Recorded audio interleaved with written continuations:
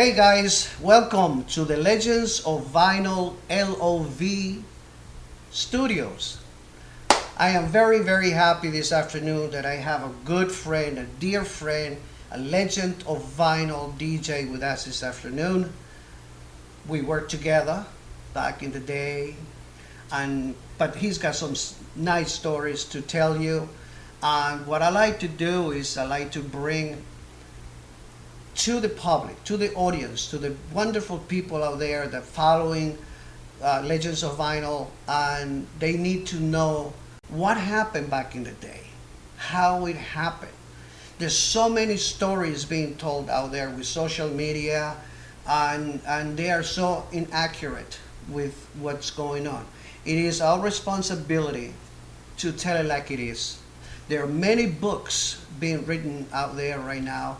The all great books, Vince Aletti's books and Tim Lawrence's books.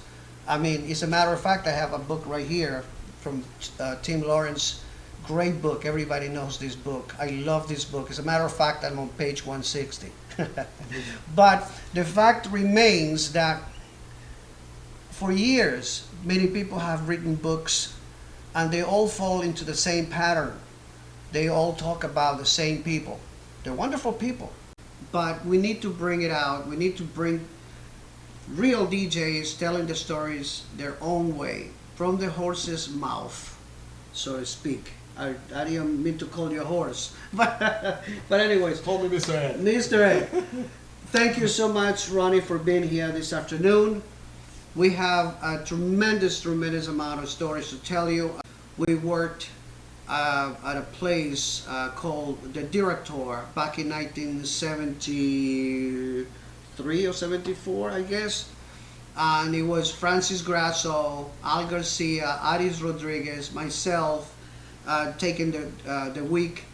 And we heard that on Sundays there was this Brazilian party going on, and it has become very popular.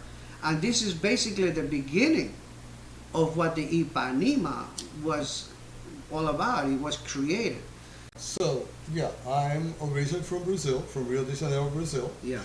I immigrated to the United States in 1972. Okay. At 17 years old. Right. To try with my father and brother to try to get a better life, to learn English, and to hopefully do something and go back to Brazil and live the rest of my life in Brazil, like, a 17-year-old thing.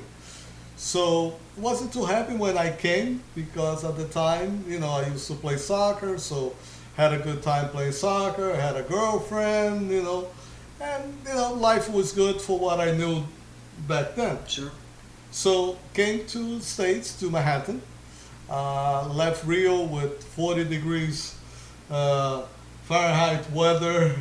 Very beautiful weather, 40 degrees Celsius. Celsius, right. Celsius, 100-something degrees, Hot. And got into New York with minus 150, whatever it was. Yeah. Never seen cold weather in my life. Yeah. And not being properly prepared either. That's right. So, started working. My first job, it was a culture shock for me, since I really never worked in Brazil at 17. I just went to school. My first job was as a dishwasher in a restaurant. Okay. Turns out it was a French restaurant. So that was difficult, of course, but I started going and started earning a little bit of money and sending money to my mother and sister in Brazil. Tried to make a decent living. And then I discovered the Sunday night at Directoire, which it was called Ipanema night. So it was Sunday night, catered to the Brazilian people. And I started going there dancing, and I loved to dance. And, that's what I did. Not professionally? No, not professionally, just for fun. So it was every Sunday. The club, the Directoire, was a French club, so it had a lot of Haitian that loved the Brazilian music, so it worked out really well for them. So I stood going over there for a few months. Then this is going already in 74, I go back to Brazil, thinking that that was it. That I would go back to Brazil and, you know, pick up where I left off. Did not get used to live in Brazil anymore. I had already got the taste of the dollar and being independent and so on. Right. So stood not too long in Brazil, came back. So when I came back, the Sunday night at Ipanema had moved to a different location, had left the Directoire already, and had gone to either 12th or 14th Street. So it was a basement type of thing. So started dancing again. You know, life goes, you know, working during the day or whatever I was doing, and Sunday night dancing Brazilian and disco and dance music. There wasn't really disco that time that much yet. It was just the beginning. So the disc jockey, the house disc jockey at the Ipanema, decides to go back to Brazil. So he goes back to Brazil, and they did not have another Brazilian disc jockey, somebody that could play. I mean, this is something that it was, Right. you know, it was new. And it was already growing into something. It was already growing. It was only Sunday night, but it was already growing. I think maybe we had added maybe one more night. So they asked me, the owner, Carlos Watermore, he asked me, you know, if I wanted to play. You know, at the recommendation of a friend of mine who said, no, why don't you ask Ronnie? And they said, but he's not a disc jockey. I said, no, but he knows all the good tunes because he loves to dance. As a dancer, DJ, both a great combination, right? Exactly. So that's how I became a DJ. I actually never intended to become a DJ. Never thought about becoming a DJ, to be perfectly honest with you. Right. So I started working at the temporary Ipanema, let's put it this way, and you know, started liking. Was getting some money, some good money at the time. You know, it beat washing dishes. You know, so I work in restaurant and work in delivery and stuff like that. So I became a DJ at the Ipanema, temporary Ipanema, the second location for the Ipanema. So we had a flood, a day that it rained a lot, and it flooded the whole thing, so we had to move. So Carlos Watermore, the owner of Ipanema, had already in mind a location that he'd been looking into it, which was on 52nd Street between 8th and Broadway. And that became the permanent location of Roseland, 240 West 52nd Street. Of Roseland? It was Of- across the of street. Ipanema. Oh, the Ipanema. I'm sorry. Right. Across the Thank street you. from the Ipanema. Across the street from Roseland was Roseland. Ipanema. So that's how the Ipanema became successful. So we started basically with Friday, Saturday, and Sunday. Mm-hmm. So Sunday night at Ipanema was still the traditional Brazilian music, Right. with a little bit of disco, a little bit of disco was just starting. Friday and Saturday used to play the dance music, a little bit of the disco with a mixture of a little Latin and maybe some Brazilian music. So that's how the Ipanema really started taking off, when we started mixing different type of music. It was a good location, a big location. Right, 52nd. But at that time now, that you have become a DJ, 2 turntables, a Bozak, I Yeah. guess, you imagine the Bozak, turntables. We had a Taurus, The turntable. Taurus turntables, that's Yeah. great. How did you get your product? How did you go and compete basically with the mainstream clubs that they were up and coming? Because back in those days, a lot of clubs started to, Sure. you know, 76 or 75, a lot of clubs, 75. especially in Manhattan, they started to, you know, to come up. But how did you get to? So the Ipanema started growing, started becoming popular, started becoming known. We added a Tuesday night, which Right. was a live Latin music, Uh-huh. when we had the likes of Celia Cruz, Tito Puente, Wow. Gran Combo, all the top Wow. acts of the Latin salsa merengue movement at that time would definitely play the Ipanema. And that was promoted by Ralph Lew, a Jewish promoter, which he did a very good job. Him and his wife did a very good job. So because the Ipanema became so successful, it became easy for me to join the record pool. So I joined the first, what I believe was the first record pool, which was David David Mancuso's Mancuso, 99 Prince Street. Mhm. You know, and that's how I used to get my records. And then you Yeah. became a member of IDRC. Then Eddie Rivera opened Right. IDRC. I went to IDRC. I stood over there with him for a while. I Right. think I'm one of the original members of the IDRC. I believe I'm correct on that. I stood over there for a while until Judy Weinstein Right. opened For the Record, and then went to For the Record. And that was a very difficult time for me, touring around the country in those days. And then when I came back, I got the news that David Mancuso it was going to close. So I had to choose between Judy Weinstein and IDRC. Yeah. I went with IDRC. I don't know if I should have made the other decision, but nice people. Eddie was a tremendous, terrific guy, and the family, Rivera family also. I always remember them fondly with Dennis and Jamie and everybody else that worked together as a family there. So yeah, absolutely. So so right there, 70s. That would be the It was end of 70, 75. Yeah, well, no, a little bit more than that. Because 75 was still David Mancuso. In 1977 was when they split, actually. Okay. Yeah. So you were doing this thing here at the At the at Ipanema. Ipanema.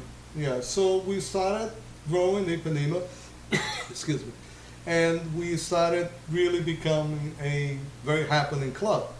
Added a Thursday night, we used to rent to some black promoters, and they used to bring their own DJ for that.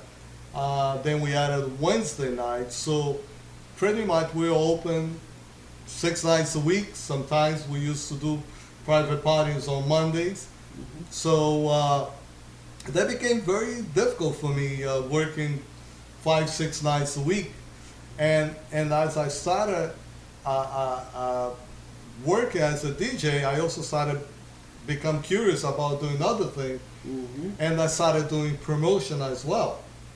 So I started doing Brazilian Carnival across the street at the Roseland in 1977, I believe, was the first Brazilian Carnival that I did. So we put about 1,500 people there. It was very successful. It was really, really good. Repeated the formula in 1978. It was also good. So I started doing other things, and in 76 still, I decided to open a record shop. Wow. So I opened a record shop that catered to the disco and to the Latin Brazilian community that wanted to buy some memories from Brazil. Wow. You know, So you were bringing music from Brazil. I would be bringing music from Brazil and also buying locally in Manhattan. Yeah. There were some distributors that would bring music from Yeah, and Brazil. Brazilian music, I mean, come on. I mean, we were playing some good stuff back in the day. I mean, as I can go back, I always squeeze something, some Brazilian drums and rhythms that they're so exotic and so, I mean, just fun, a lot of fun to dance to and to listen to, you know? Yeah. Yeah, Good absolutely, music. man, Good music. absolutely. So you all of a sudden, this great place that you managed to put together, really, with your own creativity, took off. It really took off. They really took off. Ipanema became probably the most successful straight club of the 75, 76 time, together with the Copa, which also was very successful. Well, it opened reopened in 76. Obviously, has closed for so many years, 3 years, I think, open as a disco. Anybody who says anything differently, they're lying. So, Tony Gio worked there, I worked there, and Danny Rodriguez took over for me after I left in 1983 when I opened the Cat Club. But yes, you're absolutely right. We were feeding of each other, and at that time we were feeding of each other. There was a lot of great energy. The garage was not yet formed, put together. It was there, but it was not really, you know, but it was making some noise with, you know, in those days. But the mainstream clubs, yes, you're totally right. Ipanema, you created something magnificent in there, absolutely. So you were working as a record store owner, as a DJ, as a promoter, or producing all of this kind of stuff. I mean, you had that much energy. You needed to do something. Right? I was very skinny back then. Back then, but you had the energy. But so what happens when you decided to? So it became obviously very challenging to manage everything, to be able to be healthy, really. Yeah. You know, it was very difficult. In addition to that, I play soccer too. So, you know, right, very active boy. You know, organized soccer, you know, so it was really challenging. So I decided to start looking for a DJ to be able to take over, you know, a couple nights for me at the Ipanema. Yeah. So I spoke with the owners and said, I really need to, you know, relax a little bit. You know, I need to do it. We were a little bit concerned because we're such a niche club at the time, you know. And so I started interviewing DJs.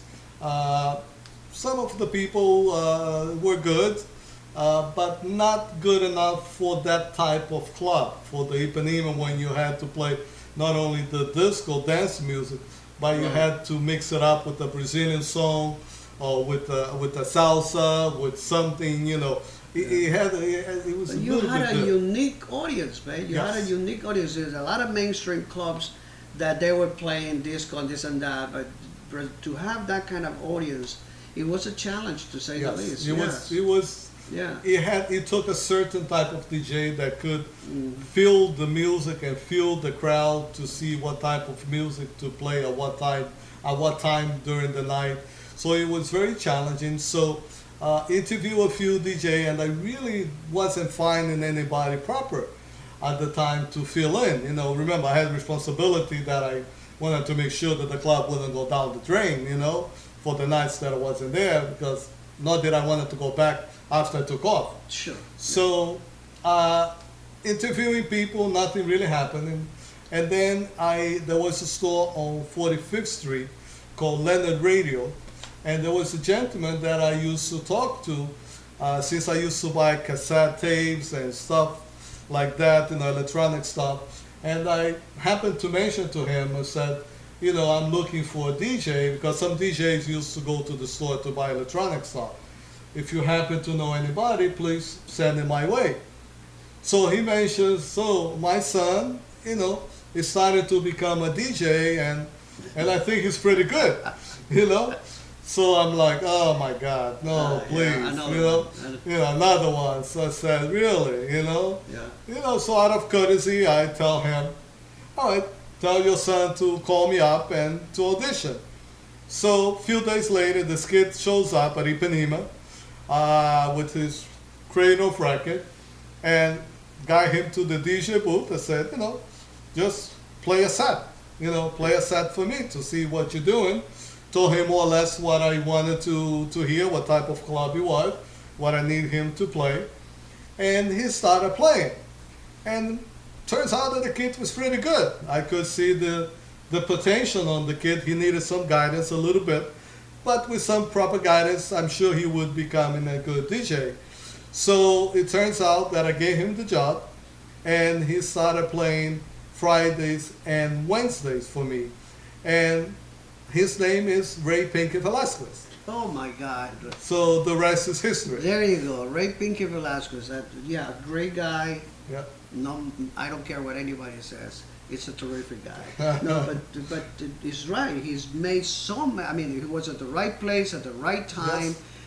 Not just for this, the Ipanema, who to kind of put him in the right place, but also being part of IDRC with Ed Rivera, that at that time, I think it was in the late 70s, when he got the contact with Vanguard Records. And we all know what Pinky did, you know, in those 2-3 years. I don't know exactly how many years, but he did some wonderful work for everybody. Everybody remembers.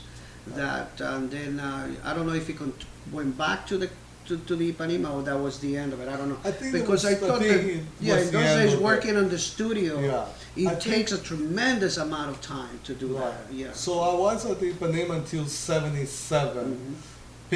Pinky came in on '76, I believe, and I think he probably left '78, maybe '79. Yeah, because like I said, know.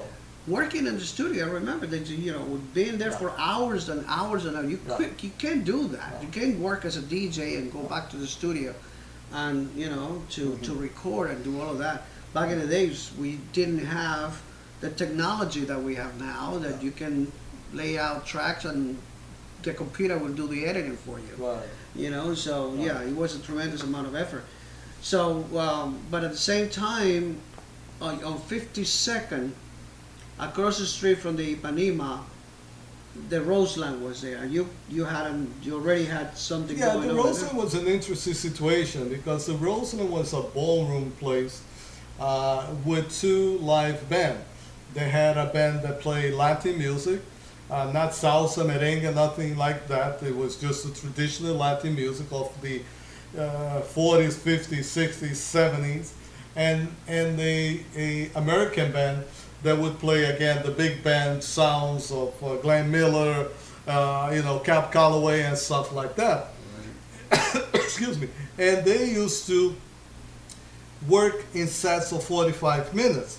So the set of 45 minutes meant that they would close at 11:59 p.m., 12:01, never midnight, but around midnight, because they were union. They worked with a union contract. Right. And they had to play exactly 45 minutes. They couldn't go over, a few minutes, but they couldn't play 55 minutes because it was union contract. Right. So the Roseland used to close, quote unquote, at midnight, and the manager of Roseland used to come to Ipanema to dance the hustle. Cy Smith was one of the managers. And we became good friends. We used to talk a lot. And as I was already on my third year at Ipanema, I used to mention to them, this is a shame that you guys are not doing anything after midnight. Yeah, but you're suggesting this to this guy who's across the street. Once you have an audience, but then again, you wanted to create a hustle environment, right? Just a hustle, no, the mix of the Brazilian. Just a common, type of thing. Like, I think it's a shame that you guys are not take advantage. You work till 4 o'clock in the morning, right? I work until 4 o'clock. Till 4 in the morning, right? Oh yeah. So you wanted to create now what it was happening is the hustle movement. Yes. Then the hustle movement. Yeah. Wow. And the granddaddy of them all, the granddaddy of the old ballrooms, the Roseland, was a beautiful, beautiful place, magnificent dance floor for those that remember the Roseland. And it's a matter of fact, not too long ago, I was just right there and I saw this empty space where the Roseland used to be. Knock it down. And it's a sad thing because I remember being there, obviously. Right. Well, the Roseland opened 1919. Wow. Yeah. So there They were went through the whole many movies and history behind that place, mostly ballroom related to. So when I left Ipanema, I went to work for a club that you also know well. It was the L'Oubliette. The L'Oubliette, a French club on Fifth Avenue, not on Fifth Avenue, but 55th and Fifth Avenue. You remember what we always notice, one of the darkest places I have ever worked at.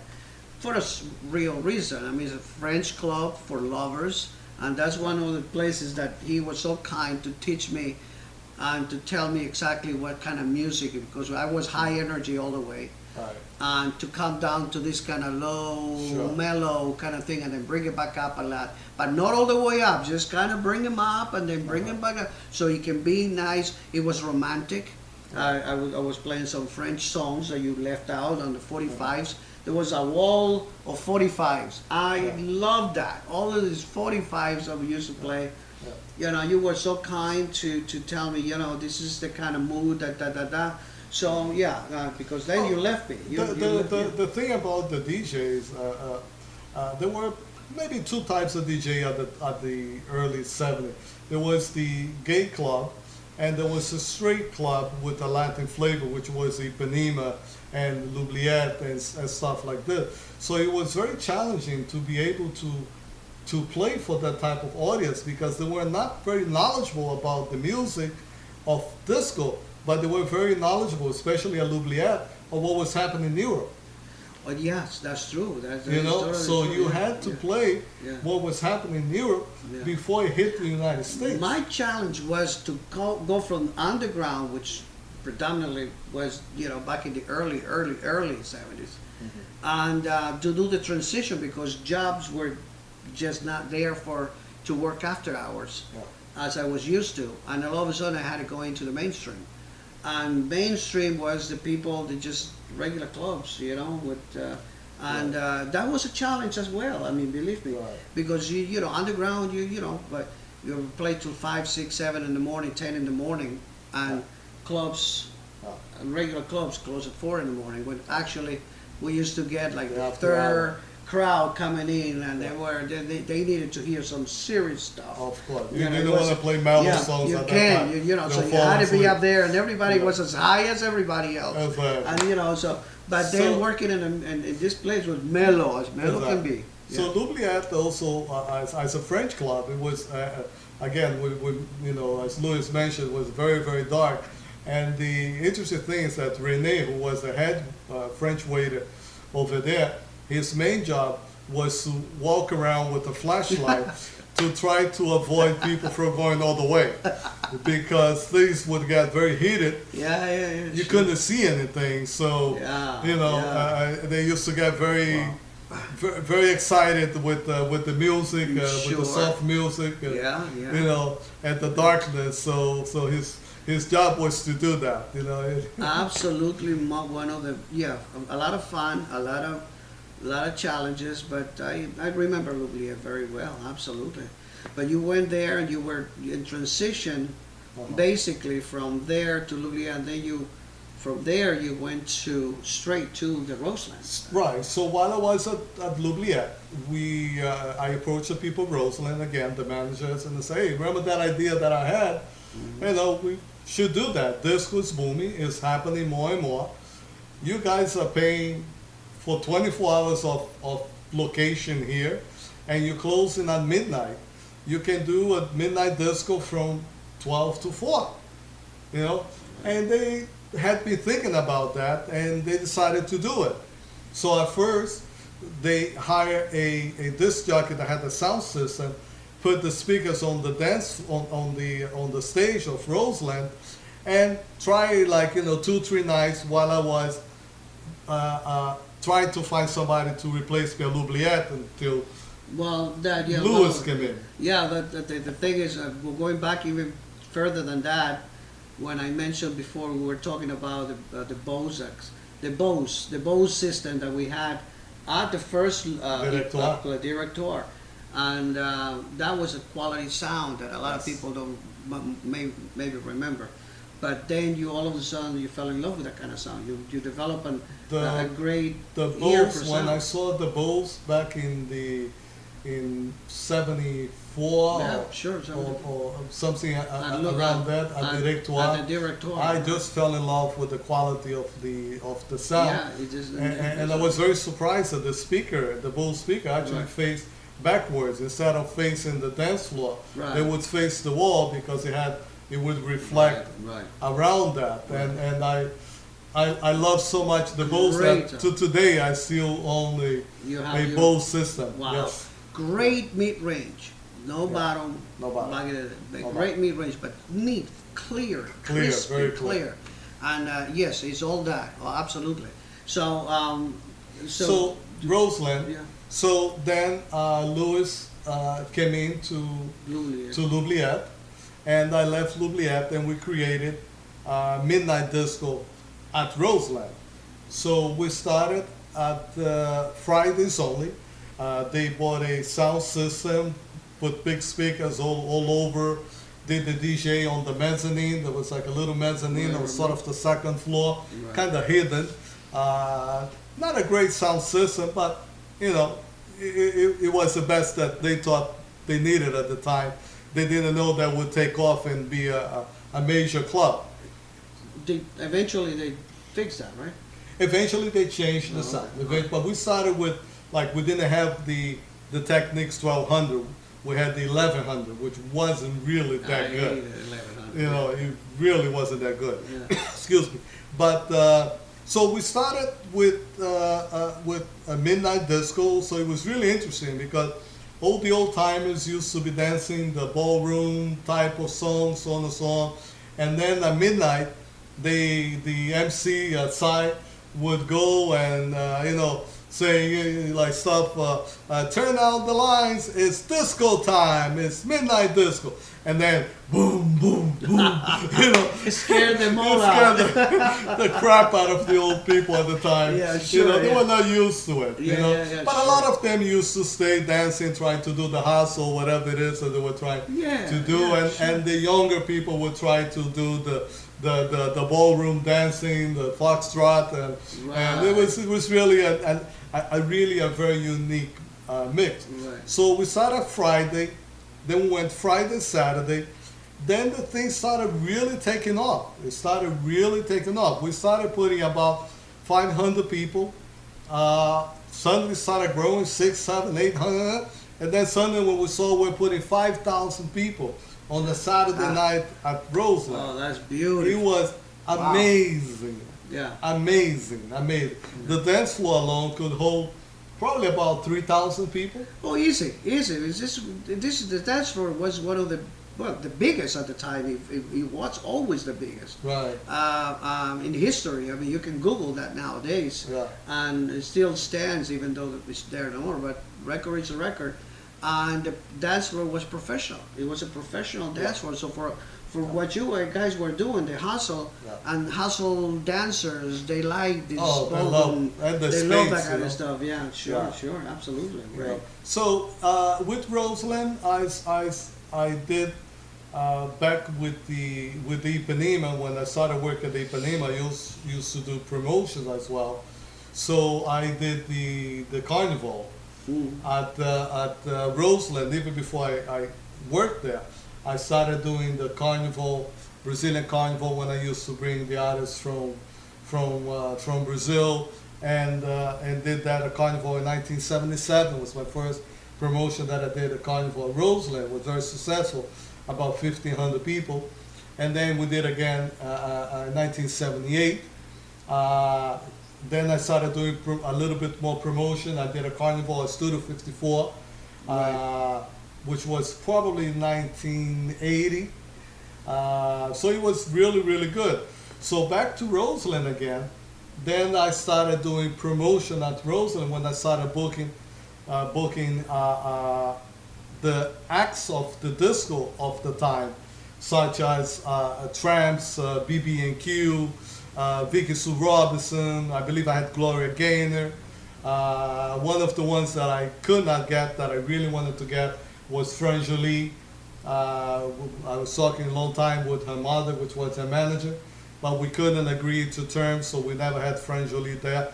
I'm sure she would have been very happy doing the Roseland, which was the club that it was happening. So, so I stood at Roseland between 79 and 81, probably. And one interesting thing that we're talking recently, Louis and I, we were sharing the fact that a lot of DJs, people ask, why did you leave that club? Why did you leave that other club? Oh boy. You know, and a lot of times it wasn't really our choice. We were, you know, substituted by somebody else. In my case, for instance, at Roseland, it was the bartender's son who became the DJ. So, you know, I wonder what happened. You know, what happened to that great idea Yeah. to bring somebody to replace the person that actually burned it all up? I mean, it's the same thing happened. I mean, you know, most of these people, and I always say, they're very wealthy people, but I don't think money makes them smart, really. They just make them wealthy, and they're able to have this you know, how many millions of dollars we have able to produce for some other Oh, of people. course. Has they ever say thank you to anybody? No, they never said thank you to anybody. They never said. No. You know, And an interesting story also about the Roseland that has to do with Ipanema.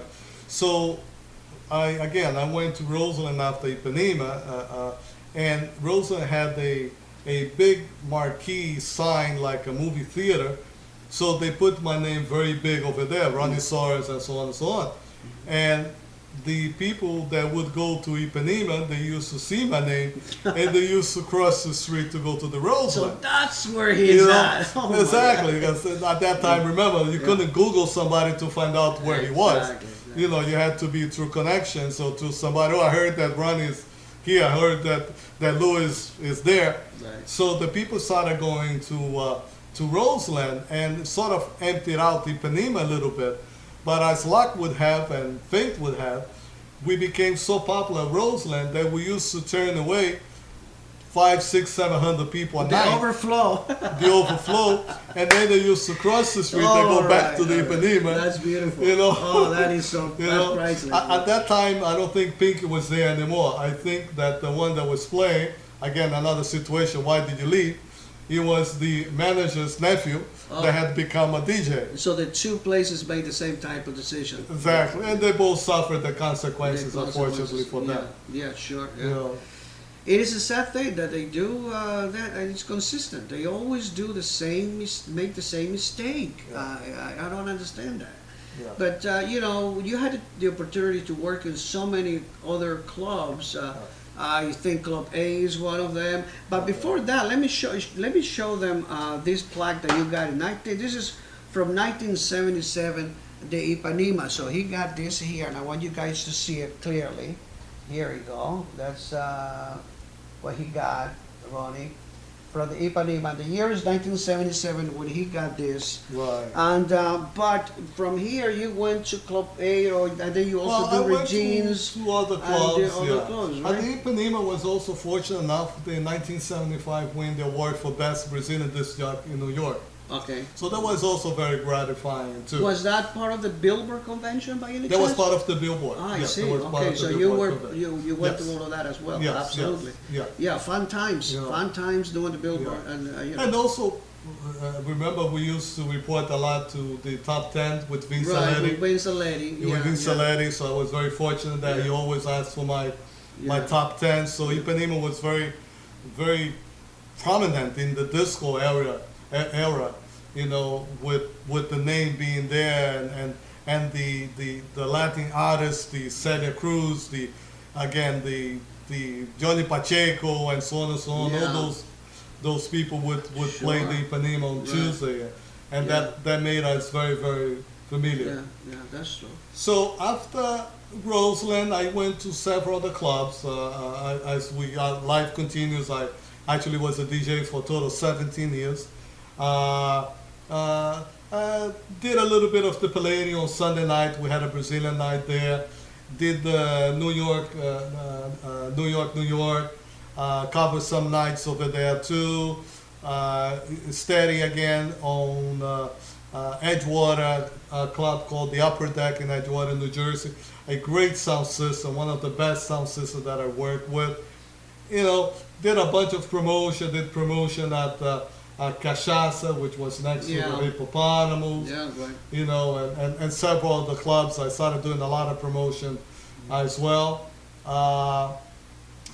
Then the Regine's was another different type of club that I went.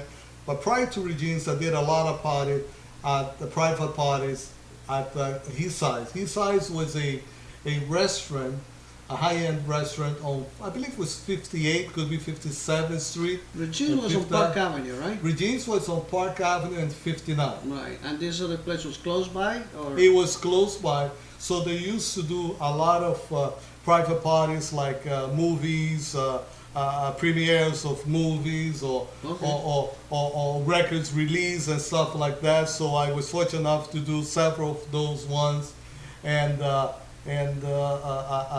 lot of it was like with celebrities. Like I did Superman, we did the party Superman.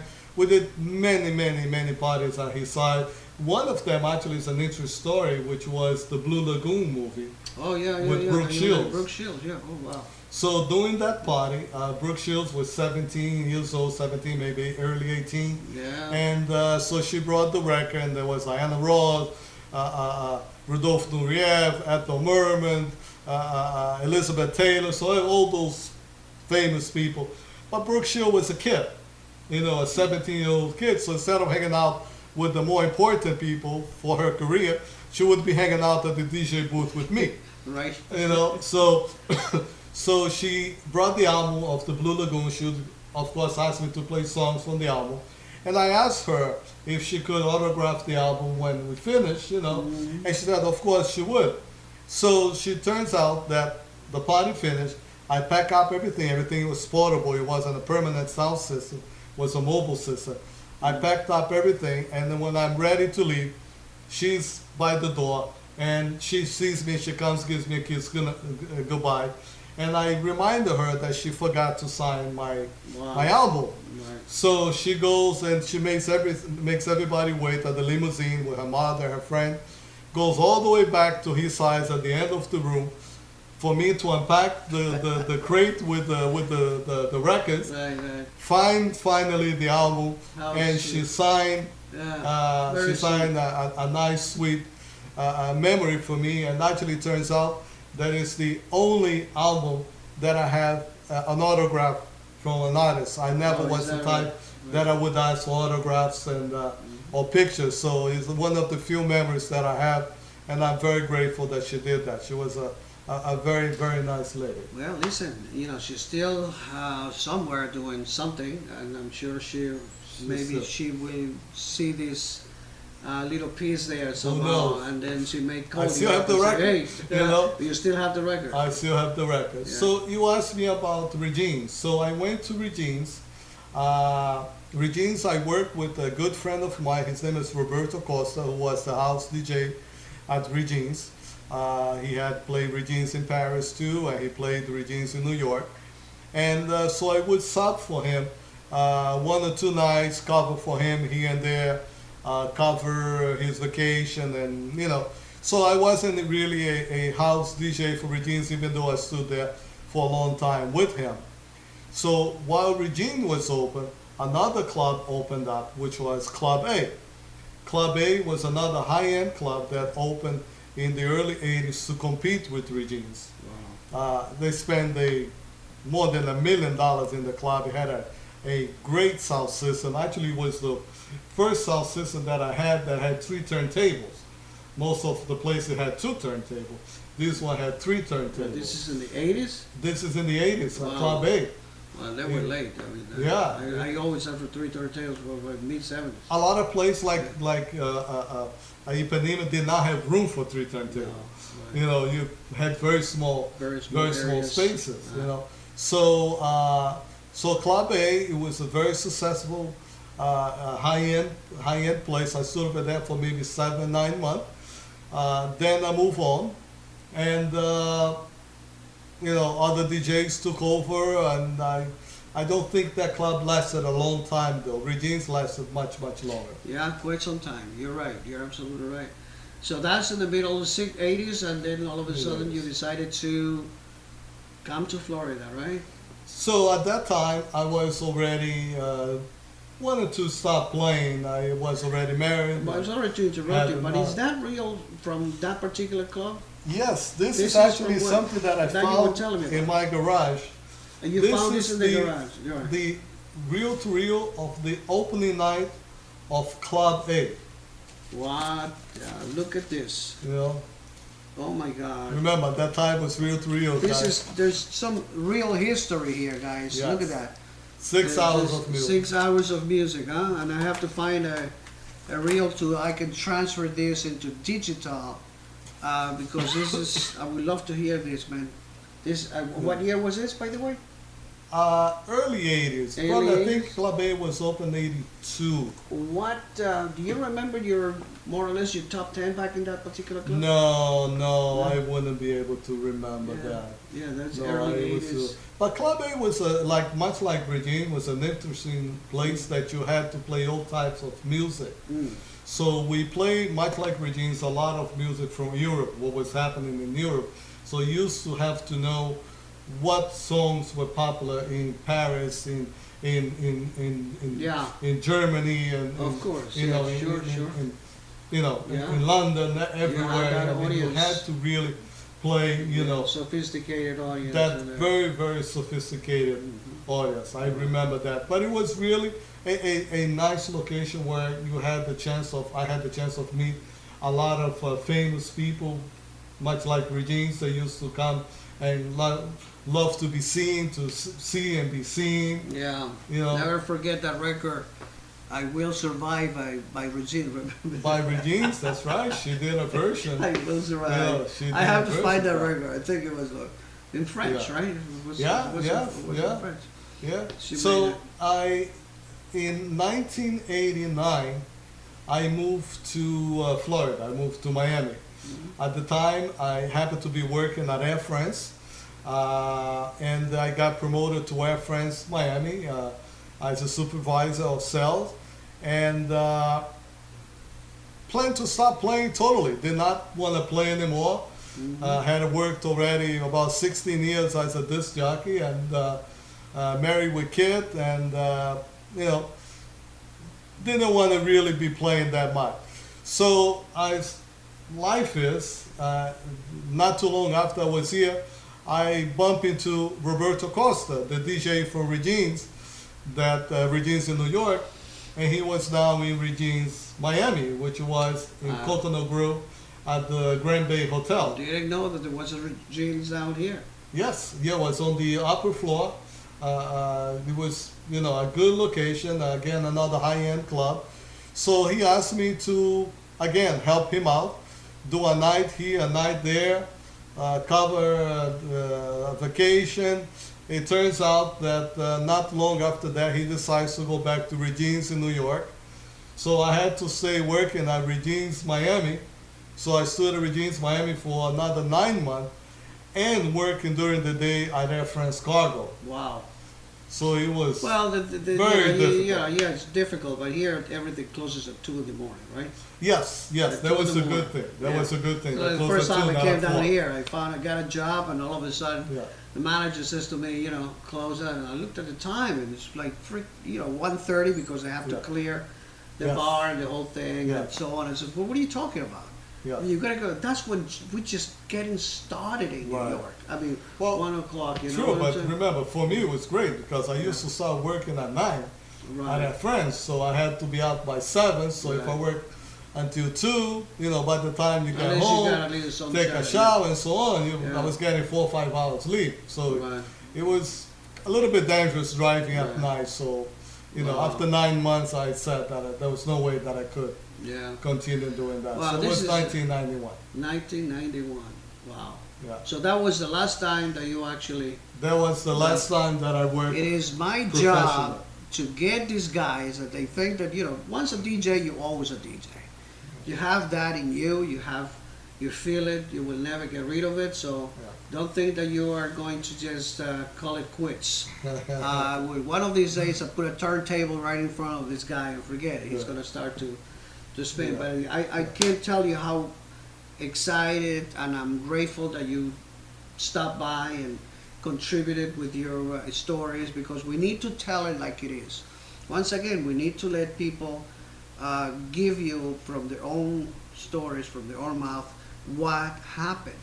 There's a lot of people out there in social media telling all of these outrageous stories, and people are buying it. There are DJs out there that they're telling that back, I always say the same thing, that DJs working back in the early 70s, I mean, I knew pretty much who was working where and on the days that we were working. I was one of the most fortunate guys working pretty much the whole week. So there was really not much room for hundreds, if not thousands, of DJs to be working in the same location. You know, so, and they're all claiming that they have work here, they open there, and I have a lot of DJs calling me and sending me messages saying like, how can we fix this? Well, the only way that we can fix this, I'm asking the DJs out there, the professionals, the legends of vinyl DJs, to actually, you know, set the record straight. You know, tell it like it is. You know, we can't allow these guys to, you know, to just come up with stories like that.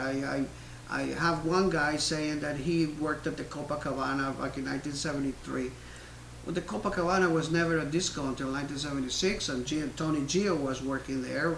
I worked there with Daniel Rodriguez and so on, but and they're getting away with this kind of lies.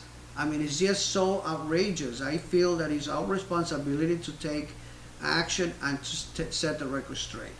So, but anyways, I want to mention something, Louis. Yeah. I want to mention also what you're doing in reference to Legend of Vinyl. oh wow, thank you. You know, I mean, it is such an honor and such a pleasure to know that you took the time, your time, to create an organization that keeps the memory of the DJs alive. Not only of the DJs, but also the musicians. It's not only a DJ, also the musicians, the people that were pioneers, such as myself, such as Louis, of the early 70s, the 80s, and so on. And Legend of Vinyl, it is such an important organization for us because you, again, are keeping the memory alive. You are educating people. I want to thank you for saying all of this. This is very important. There's a lot of people out there interested enough in learning what we've done. So I thank you from the bottom of my heart, and I thank everybody out there for tuning in. And I'm going to bring other wonderful friends with a lot of history, and just stand by, tune in, and you'll see what we're doing here. Help us. We need to produce new events in order for us to go across the country. So see us on Facebook. Obviously, we're there. So I'll see you soon, Ronnie. God bless you, my brother. Thank you so much, and I'll see you soon. All the best.